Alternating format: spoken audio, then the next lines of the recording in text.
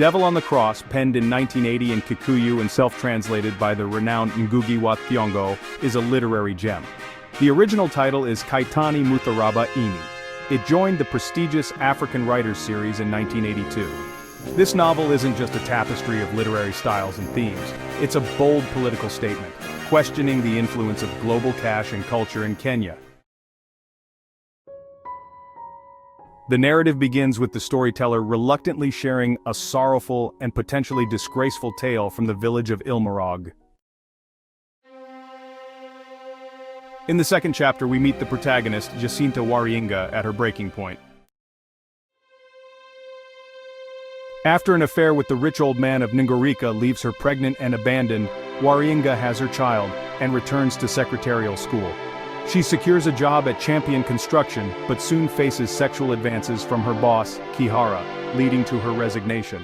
Her troubles escalate when her boyfriend John Kinwana believes she has been unfaithful with Kihara, and she is evicted from her apartment by thugs at her landlord's behest. Contemplating suicide on the railroad tracks, she is interrupted by Munti, who encourages her to choose life and invites her to the Devil's Feast. Realizing the feast is in her parents' hometown of Ilmarog, Waringa decides to attend. She travels by matatu, minibus, forming connections with fellow passengers. Gatwiria, an African studies professor working abroad, Wangari, a peasant woman from the countryside, Muturi, an industrial worker, and Mwiruriwa Mukirai, a businessman. They also get to know Mwaura, the matatu driver who admires wealth and the wealthy. Businessman Mwireri reveals that the Devil's Feast is a competition where guests will select the 7 most cunning thieves and robbers in Ilmarog, a concept he endorses enthusiastically. The Devil's Feast isn't organized by the devil himself, but rather by the Organization for Modern Theft and Robbery. This particular feast is held to honor the visit of international delegates from the Thieves and Robbers Associations of America, England, Germany, France, Italy, Sweden, and Japan. The delegates agree to attend the Devil's Feast together. During the feast, Waringa and other guests observe the local Kenyan elite, members of the Organization for Modern Theft and Robbery, each vying for the title of the most ingenious thief. They boast about various schemes they've employed to deprive Kenyan workers of their labor's worth. Mwireri proposes that the organization expel the foreigners from Ilmarog to monopolize the wealth. Chaos ensues. Waringa and Gatwiria opt to remain as observers while Wangari and Muturi, appalled by the revelations, decide to involve the police. However, the police only apprehend Wangari.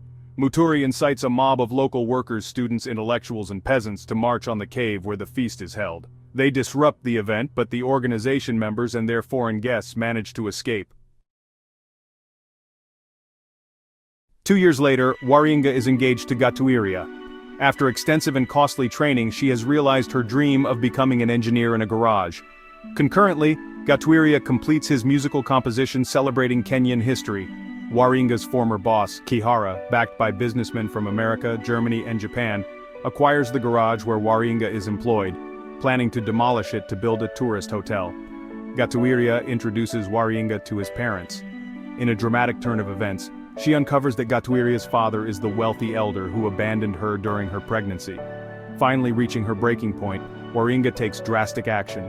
She confronts Gatwiria's father and several other guests, recognizing them from the Devil's Feast, and opens fire. Amidst the chaos, Gatwiria stands frozen, torn between allegiances, as Waringa walks away from the scene.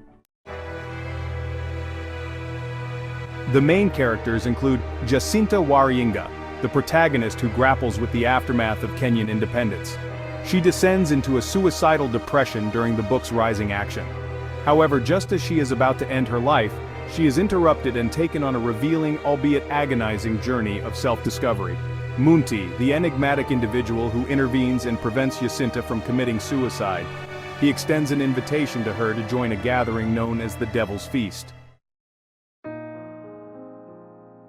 In an academic article for PMLA, Macalester professor David Chioni Moore discusses the significance of post-colonialism by comparing Ngugi wa Thiong'o's choice to write Devil on the Cross in Kikuyu to Chaucer's use of vernacular English instead of Latin. Other works by Ngugi wa Thiong'o include Weep Not, Child, 1964, The River Between, 1965, A Grain of Wheat, 1967, A Meeting in the Dark, 1974, The Trial of Dedan Kimathi, 1976, Petals of Blood, 1977, Devil on the Cross, 1980 and 1982, Mother Sing for Me, 1986, Matigari Ma Njirungi, 1986, Wizard of the Crow, 2004 and 2006, The Perfect Nine, The Epic of Kikuyu and Mumbi, 2020,